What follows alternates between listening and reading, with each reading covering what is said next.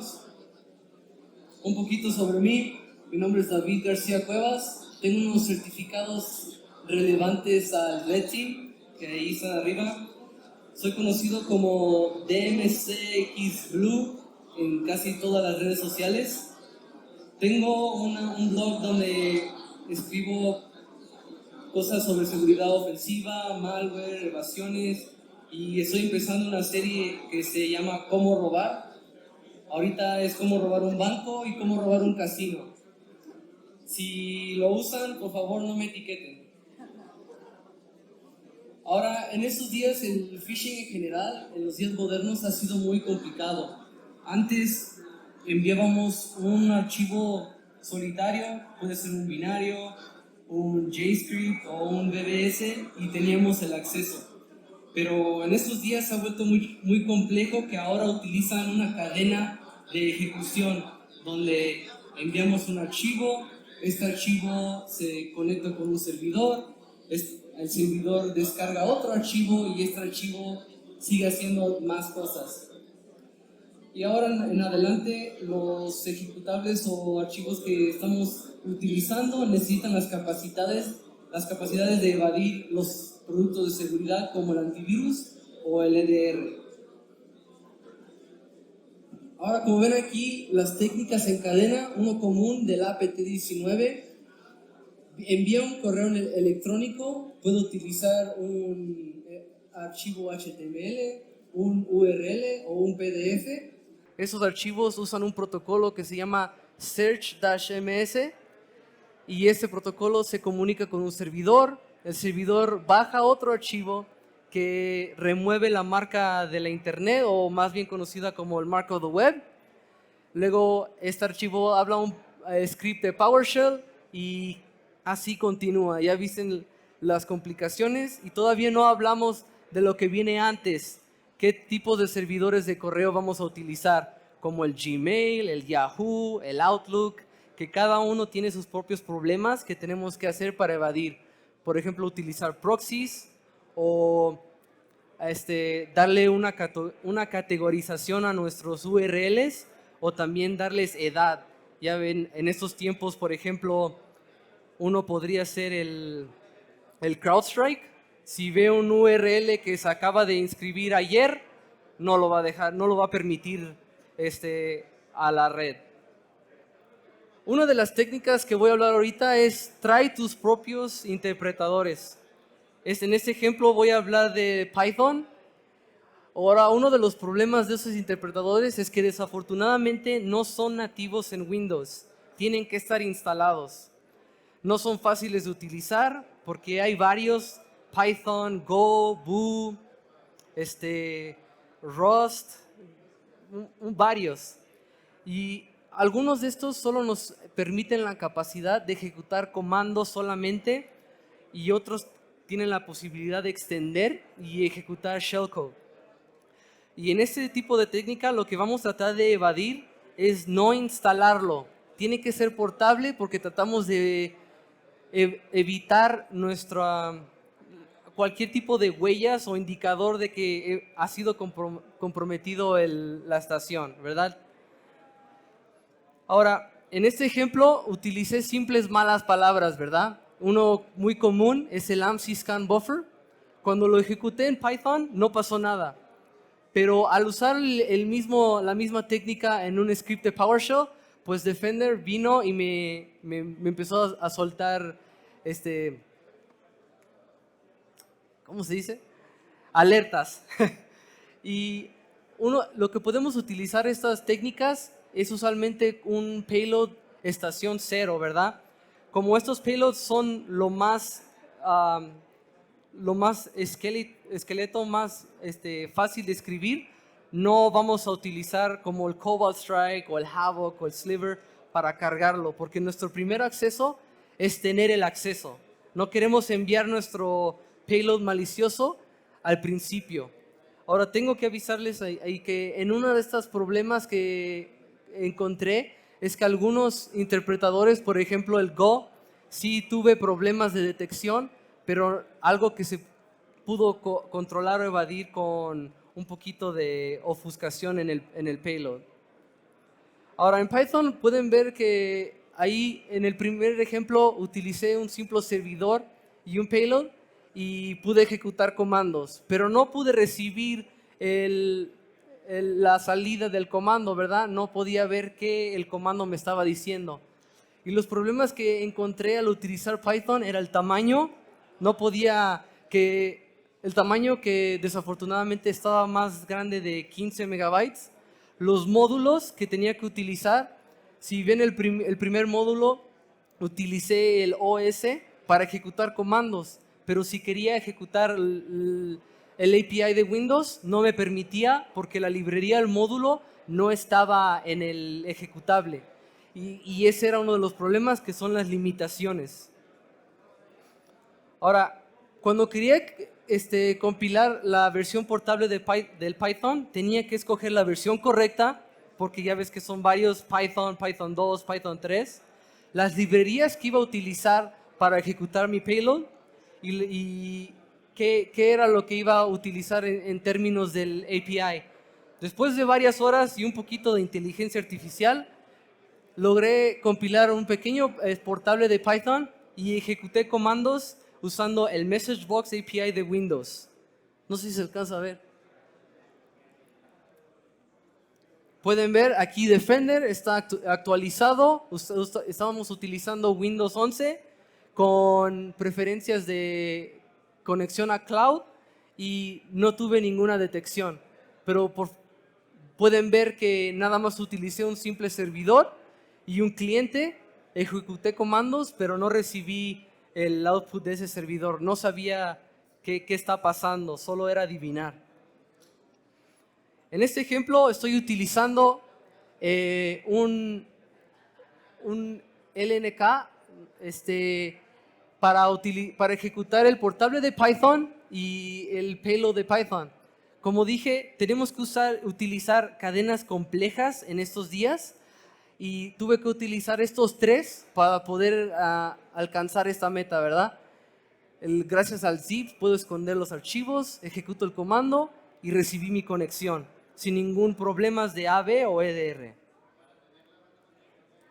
Ahora, otro que llegó y parecía muy interesante, que se ha vuelto muy popular con los APTs, es el AutoHotkey. Tiene secuencias de comandos personalizadas. Si son familiar con los macros de Windows o de Word, este es muy común o igualito a ese. Podemos utilizar los Windows API y también los COM objects que son de Windows igualmente. El sintaxis es muy fácil de entender. Utilizamos la función run, lo ponemos entre comillas y utilizamos el comando y sus parámetros para poder ejecutar. Ahora, cuando vi que podíamos comunicarnos con los API de Windows, pues se me hizo muy interesante porque esto, aparte de ser capaz de ejecutar comandos, ahora podemos ejecutar shellcode. Un ejemplo sencillo que es el MessageBox. El AHK necesita ser traducido a algo que entiende. El primer valor es un número, los segundos dos son letras y el último es otro número igualmente. Y la función para hablar estas APIs utilizamos el DLL call. O como dicen, pues pregunten todo, dúdenlo todo. Entonces utilicé el programa API Monitor para ver que exactamente esto estaba sucediendo. Entonces escribí el script, utilicé HK y vi que en verdad se estaba comunicando a bajo nivel con Windows. Eso significa que ahora, en parte de ejecutar comandos, podemos y tenemos el acceso a más técnicas de inyección de procesos, aparte del Create Thread, el Create Remote Thread, el APC y varios que existen. Aquí este ejemplo, estoy solamente utilizando un simple shellcode de Metasploit y utilizando la HK para ejecutar este script.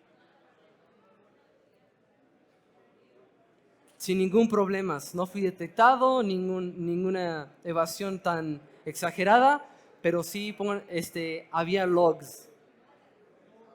Ahora, cuando vi que los COM también se podían comunicar, pues eso también se ve interesante porque si escriben sus payloads usualmente con documentos de Word o Excel o PowerPoint, que utiliza el lenguaje VBA necesita comunicarse con los comms especialmente para ejecutar comandos, pero también tiene la posibilidad de comunicarse con los API.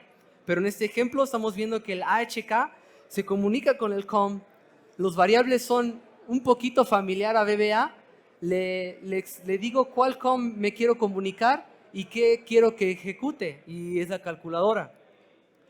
Como antes, verifíquenlo y tuve dudas sobre esto, entonces prendí Sysmon, le puse las reglas necesarias y vi que HK en verdad estaba cargando los DLLs necesarios para ejecutar comandos. Pueden ver que el AutoHotkey 64 está hablando al Shell 32 DLL y ejecuta la calculadora.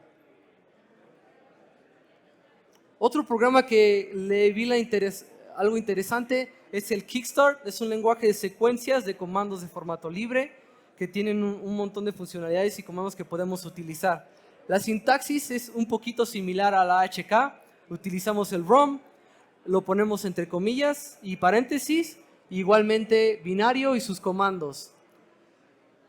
La razón por la que encontré esto interesante es que ciertos programas o interpretadores tenían sus propios métodos de evasión.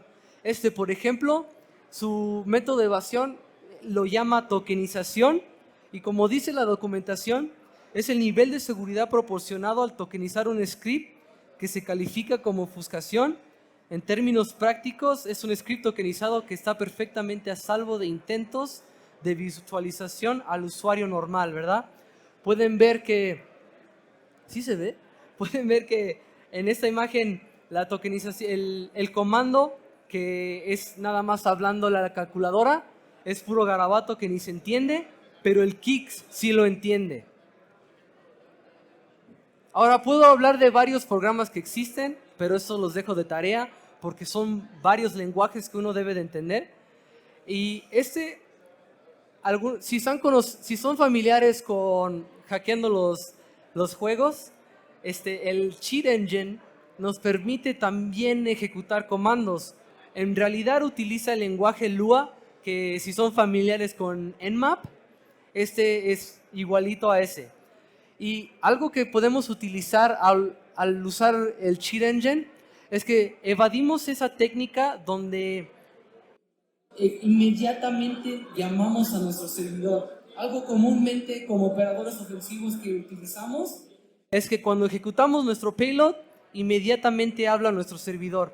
Eso es una interacción muy habitual, muy común, conocida en los EDRs, que ya saben que algo malicioso está pasando. Y aquí pueden ver que solamente al darle clic a la función exacta se pueden enviar comandos y podemos cambiar el tipo de interacción que el usuario tiene que dar y evadimos EDR o el AB. Ahora, en abril de 2018 se anunció que SSH va a venir integrado con Windows automáticamente. El Oktoberfest 63 lo anunció que también podemos utilizar esa técnica como acceso inicial. Ahora, ¿por qué vamos a utilizar esto? Stan Hack de OnFlank anunció que cualquier software utilizado en Windows que descarga archivos de la Internet no propaga la zona de información donde le dice a Windows que este archivo viene de la Internet. Pueden ver que descargué un XLL y en la imagen al lado derecho no tiene esa marca o esa información que le dice a Windows, oye, vengo de la Internet. Pero también tenía problemas al utilizar SSH. Uno de los desafíos es que necesitamos existir en el folder de known host del usuario. Porque si no existimos, el usuario recibe una ventana donde le dice, oye, confías en ese servidor. Ahora, otro de los problemas es que teníamos que darle la llave secreta al usuario, porque si no se la damos, el usuario recibe un prompt donde dice, necesito la contraseña. Ahora, SSP, que es el primo de SSH, no solo es lo único viable en este tema, también podemos utilizar el FTP. Ahora, estos desafíos No son imposibles de resolver y pueden ver en el demo siguiente, donde utilicé igual un shortcut. Le entregué al usuario mi llave secreta, le dije al shortcut que escribiera el archivo necesario en el folder correcto y vieron que el usuario solamente da un simple clic con menos interacciones y se abre el documento de Word. Si pueden ver, la marca de la web no existe porque solamente le exige al usuario la ventana de prender Enable Content o prender contenidos. Ahora, como mencioné, el FTP también existía y también es muy viable. Podemos automatizar comandos, pero la ventana es un problema. Cuando abrimos FTP y ejecutamos un payload, esa ventana negra está abierta o la consola está abierta y tenemos que esconderla. Lo bueno es que podemos evitar esto usando scripts como el BAT, el JScript o el BBS. Y ese era el único desafío que teníamos que encontrar, que no teníamos que demostrar esa consola. Pueden ver unos comandos del FTP donde utilizamos el open para acceder al servidor, el usuario, la contraseña, la localización donde se encuentra el payload, ejecutar el payload y al final desconectarnos. En este demo estoy utilizando Kali Linux con un simple payload que va a utilizar un scripting para comunicarse vía FTP, mover esa marca de web del archivo y ejecutar correctamente sin que el antivirus me detenga.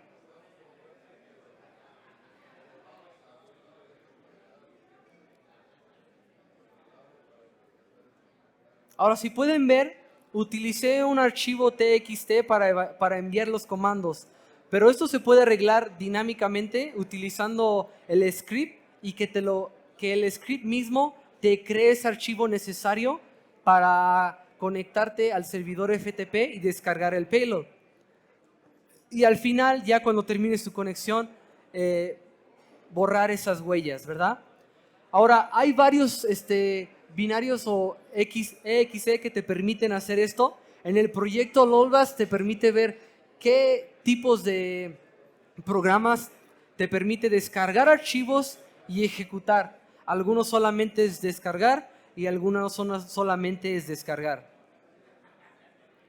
Ahora, otro método de acceso inicial que me ha funcionado es traer tu propio secuestro. En esta técnica estamos utilizando un binario completamente legítimo como el Teams o el OneDrive o ¿qué podría ser? El Dropbox, cualquiera que estén familiarizados.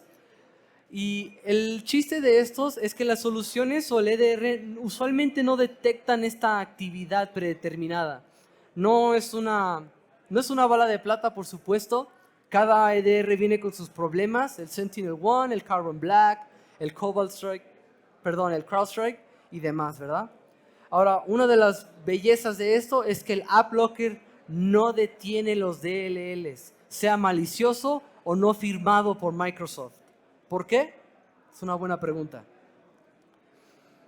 Ahora, porque al utilizar esto, estamos viendo que cuando usualmente enviamos un binario, es algo difícil de evadir o de esconder o de encriptar, porque ya está acostumbrado los EDRs a ver que estos se comunican con los syscalls o el lenguaje muy bajo de Windows. Y los DLLs es algo más, es algo menos visto como sospechoso. Ahora, estos DLLs evitan el método de ejecución donde el usuario usualmente da el doble clic y recibimos esa conexión. El DLL también ejecuta en un espacio confiable, que sería el binario que están utilizando como Dropbox o el OneDrive. Y también evitamos el proceso de un proceso de hijo sospechoso. Si están acostumbrados a ver que ejecutamos un documento de Word y estos documentos de Word le hablan a PowerShell, ya eso es sospechoso. Y se integra muy bien con los LOLBeans o LOLBAS, por ejemplo, el MSI Exec, el BitsAdmin, el DSIM, varios que pueden ver en el recurso que demostré previamente. Los desafíos eran evitar crear los procesos sospechosos, cargar en directorios sospechosos, por ejemplo, que el DL esté en documentos, en las descargas o imágenes. También los tiempos de creación anormales. Como dije, si el EDR ve que este programa fue compilado ayer, vas a encontrar sospechoso por qué está ejecutando hoy. Los tamaños DLLs usualmente no son más grandes de 1 megabyte y que no estén firmados por Microsoft. Ese era el más de los problemas, porque casi todos los programas de hoy en día, en vez de crear sus propios DLLs, nada más utilizan los que ya están creados en Windows. Ahora, otro método que encontré interesante, si son tan viejos como yo, el Internet Explorer aún existe. ¿Por qué? Eso es algo que tienen que preguntarle a Microsoft. Esto aún se puede hablar con COM. Así que todos nuestros archivos que antes utilizábamos, el JScript, el BBS, los HTA, hasta los mismos EXE, pueden seguir siendo útiles y confiables, porque Internet Explorer viene al rescate. Ahora, como es alcanzable, todas estas técnicas las podemos utilizar.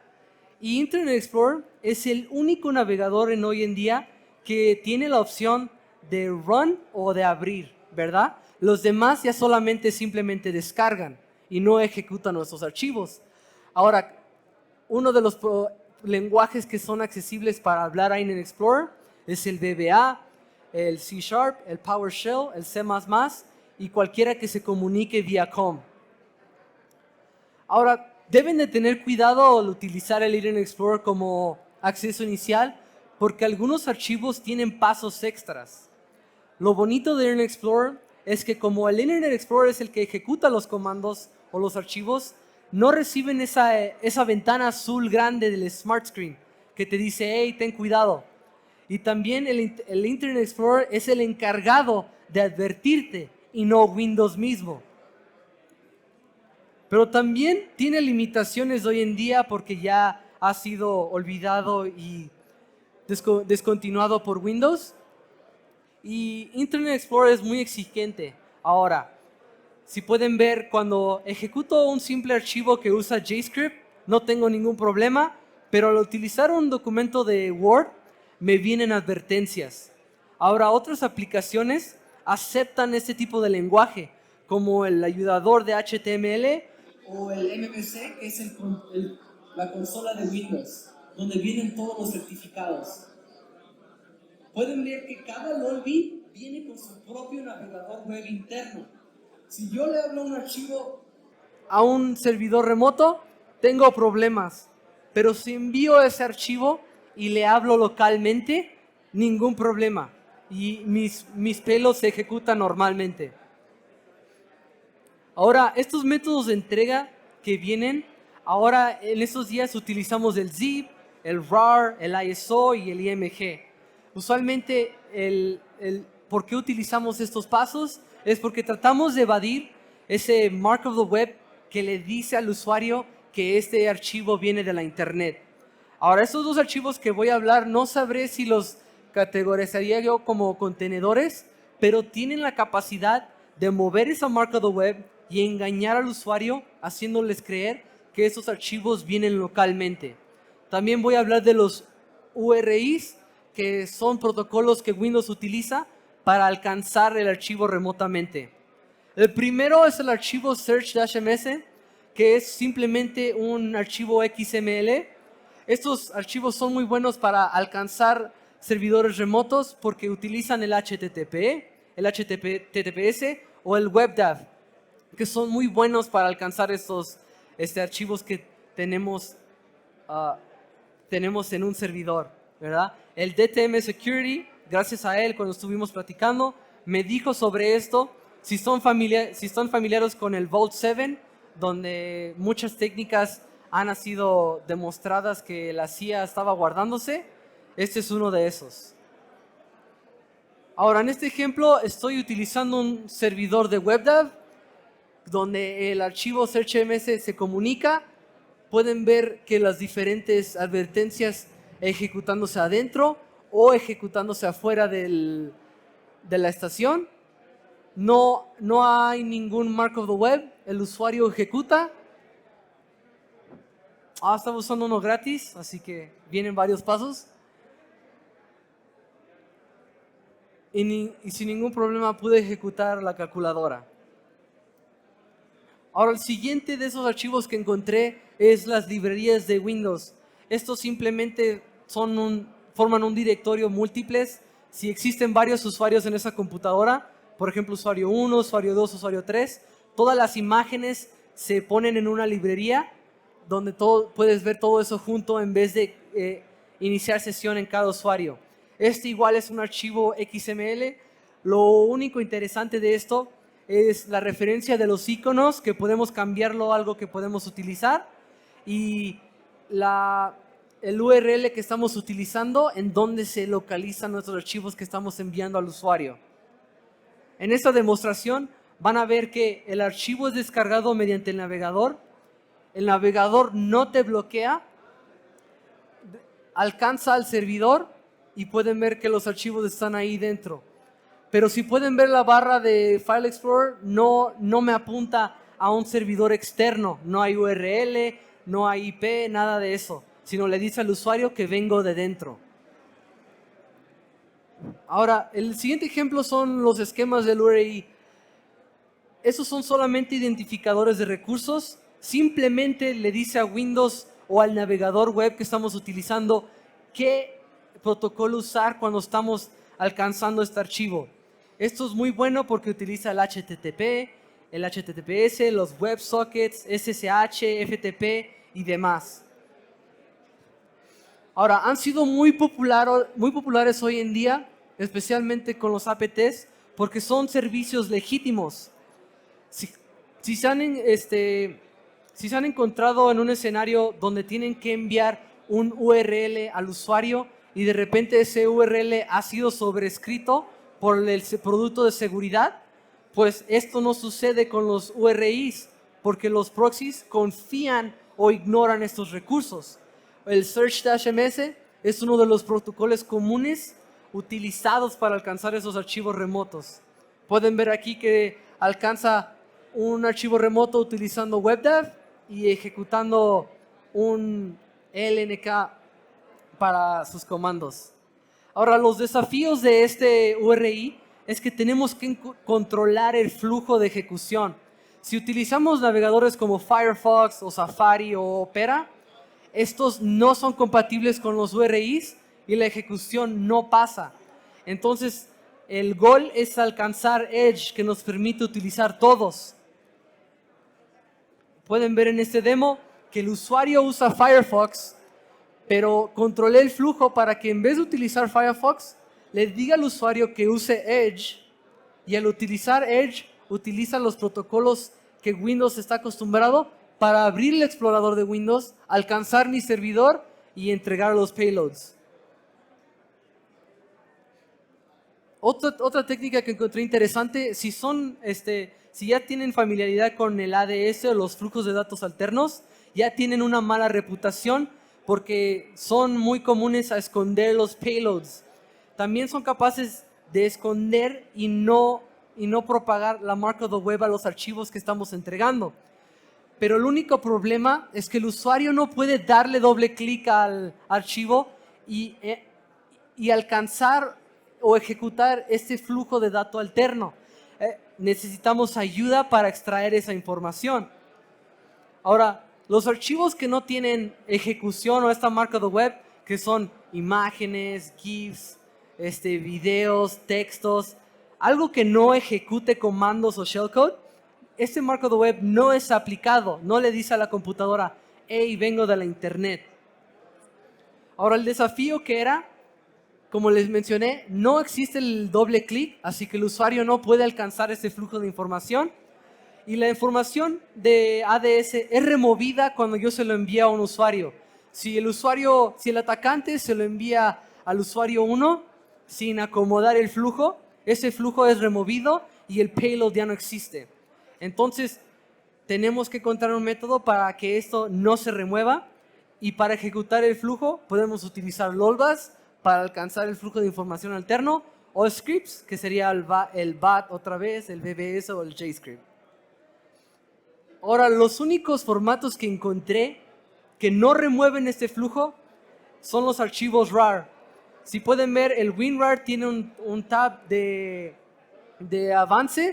avanzado, donde le dice no remuevas este flujo de información, y el 7-zip también tiene un parámetro donde le dice al contenedor, oye, no remuevas este flujo de información alterno.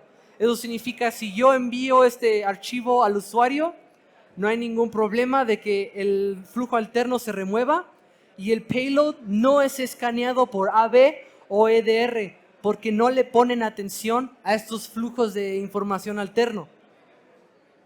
Ahora, si pueden ver, nada más utilicé un archivo TXT para esconder mi payload, que sería mi documento de Word.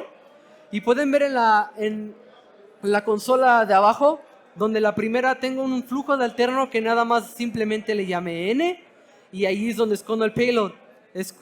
Utilicé un script que sería el bat para extraer este malware, y pueden ver que no existe la opción de remover la marca de web. Eso significa, si el usuario le da doble clic, nuestro malware se ejecuta.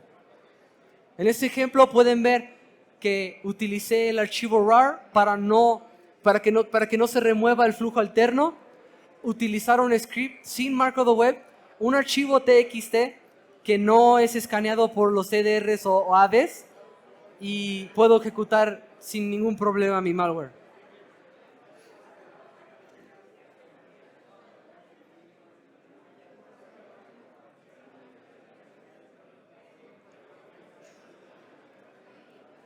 Gracias.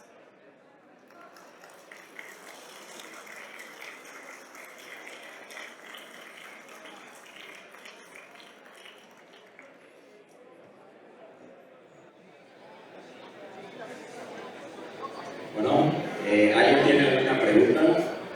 ¿Algún comentario o algo? Seguro quieren los slides, ¿verdad?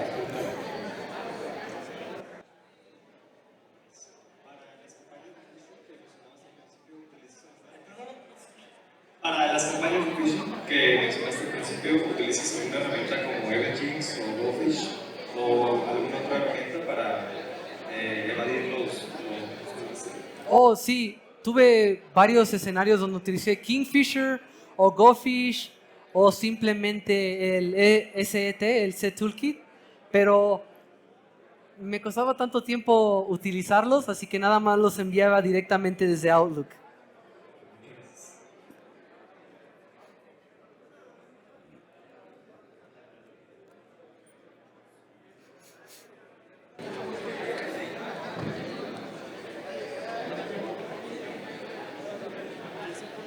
¿Qué tal? Buena charla. Una consulta. Utilizaste una técnica que se llamaba FTP phishing, ¿verdad? Te quería consultar con qué EDR lo habías probado, porque en su momento yo intenté hacer algo parecido, pero por ejemplo, lo que es Falcon sí lo detectaba por el subproceso que crea de CMD, porque le estás pasando los comandos. Sin embargo, Vortex no es así, no lo detecta. Entonces quería preguntarte eso.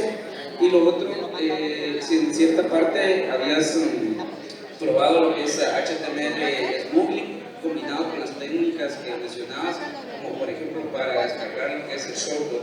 Ajá. Esas son mis dos preguntas.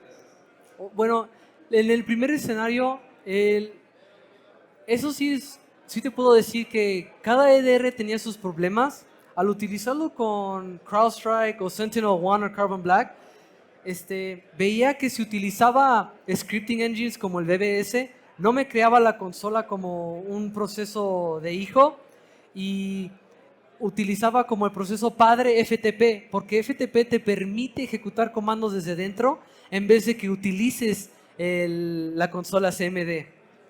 Creo que es signo de exclamación y hey, hey. Y el otro, ese era muy interesante cuando estuve tratándolo.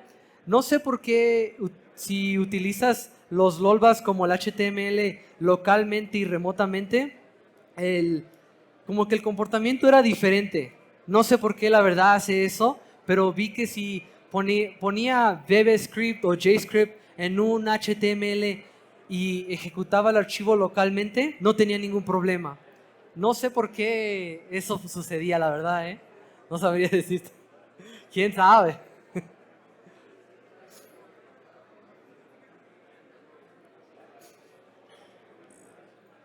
Bueno, pues un aplauso a David, que viene desde Long Beach y aquí trajo a su familia por ahí de estar, así que un aplauso bien merecido, muchas gracias. Gracias, gracias.